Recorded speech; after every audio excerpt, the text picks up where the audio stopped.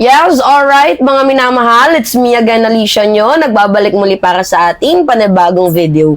So, eto na nga, umamin na itong si ex-DOJ Secretary Vitaliano Aguirre, yes, ito mga minamahal, sa isang news dito nga po sa Bilyonaryo Channel. So, sabi dito ni Aguirre named in ICC Raps, and actually na-interview siya ni Pinky Webb, and inamin niya na yes, klarado na yung kanyang pangalan ay nandoon nga sa International Criminal Court. So, sa mga hindi po nakakaalam, itong si Vitaliano Aguirre ay dati pong DOJ Secretary noong kasagsagan talaga ng war on drugs ni former President Duterte. So, bago pa yung panibagong DOJ Secretary ni Duterte, ang pinaka naging una talaga at yung nakasaksi ay itong si Vitaliano Aguirre, dahil sa panahon na lumala yung tensyon sa war on drugs, siya po yung DOJ Secretary. So, sa kanyang pamumuno, ang DOJ ay literally like tahimik lang. Imbis na aktibong pagtatanggol sa mamamayang Pilipino ang kanyang ginagawa, ang ginawa niya, pinagtakpan niya pa ang ginagawa ni former President Duterte. And guess what?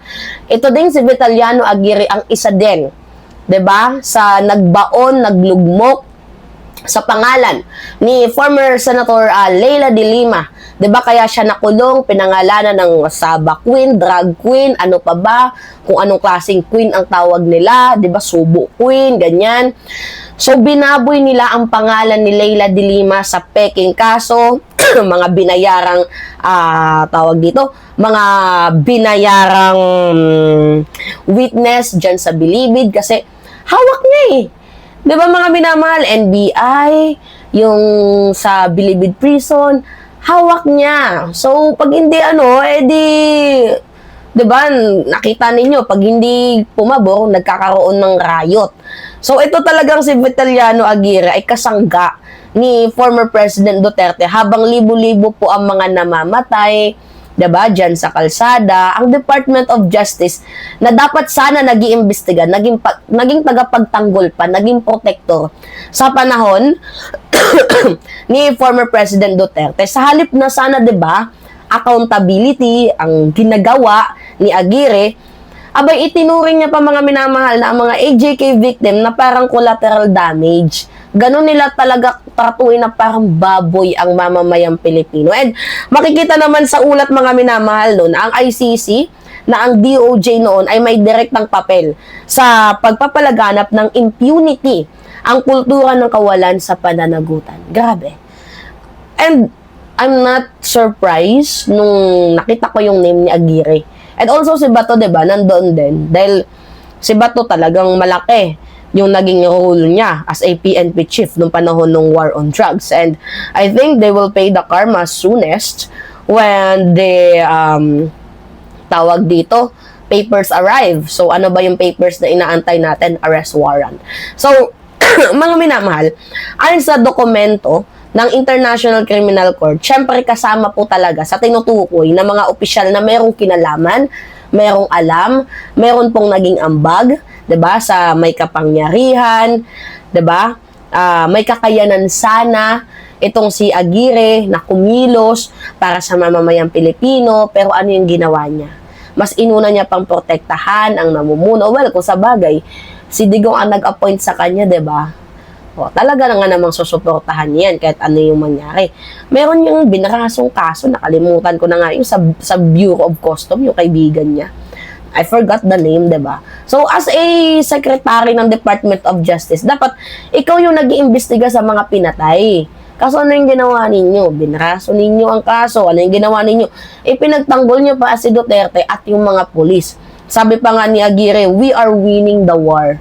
Uulin niya yan niya, mga minamahal, na sa panahon na umiiyak, humihiyaw, sumisigaw yung human rights groups, itong si Aguirre sabi niya, we are winning. Bakit? Kasi yung human rights group, pinapaiyak niya. 'Di ba? So habang may mga bangkay sa kalye, ang DOJ literally abala sa pagbuo ng kaso laban sa mga kritiko ni former President Duterte. Instead na, 'di ba, mga minamahal, yung gawin niya ay habulin yung mga tunay na pumatay, habulin niya yung kung sino mang may pananagutan. Abay, ang ginawa niya, pinagtanggol niya pa si Digong, pinaiyak niya yung human rights group, pinabayaan niya ang hustisya sa mga pamilyang nawalan. Talagang baboy na baboy, mga minamahal. Kaya ayon sa ICC, yung ganitong klaseng deliberation na deliberate inaction ay mayroong pananagutan daw. So, ang tawag dyan is International Law Command Responsibility. So, by the way, bukod pa dyan sa war on drugs na yan, kung babalikan natin, diba nabanggit ko nga sa inyo, itong si Leila de Lima, isa din sa pinaka naging controversial na kaso, talagang nasangkot din itong si Vitaliano Aguirre, is yung pagpapakulong nila kay former Senator Leila de Lima. Hindi lingid sa lahat na si Aguirre ang nanguna sa pag-imbento ng kaso laban kay de Lima. Siya yung nag-pressure sa mga inmates, sa bilibid para tumistigo. Laban nga po dito kay de Lima. And alam ng lahat yan, mga minamahal. And ayun pa, meron pa nga mga ulat, diba, after 6 years, nung free na itong si de Lima, na merong mga inmates na umamin na, yes, binayaran kami kasi kung di kami babayaran, mamamatay kami. Tinakot yung pamilya namin and everything.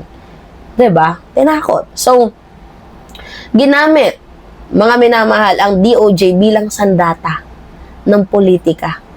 So, ilang taon si de Lima na nakulong sa kasong gawa-gawa, diba, na binasura ng korte dahil wala namang ebidensya. So, sa madaling salita, ang ginawa ni Aguirre noon is pang-aabuso sa kapangyarihan. Isang malinaw na halimbawa na ang justice system natin ay napaka-selective sa panahon ni former President Duterte.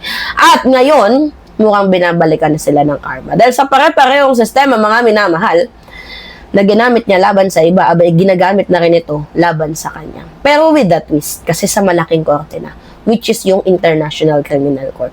So, sa panayam naman ni Pinky Webb, nakikita nyo naman yung picture dyan.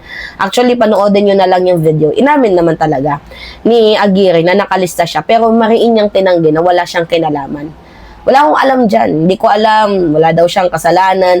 Yan yung kanyang ini-insist. Pero sa kanyang video, makikita mo na parang takot, nanganganib, nangangamba, na hindi natin malaman kung ano yung kanyang pinaka-initial reaction. Kasi bilang dating kalihim, alam niya yung proseso ng accountability, mga minamahal. At alam niya kapag sinabing named ka sa International Criminal Court, hindi yan basta-basta rumor lang. Ibig sabihin, may hawak silang matibay na basihan, matibay na ebidensya.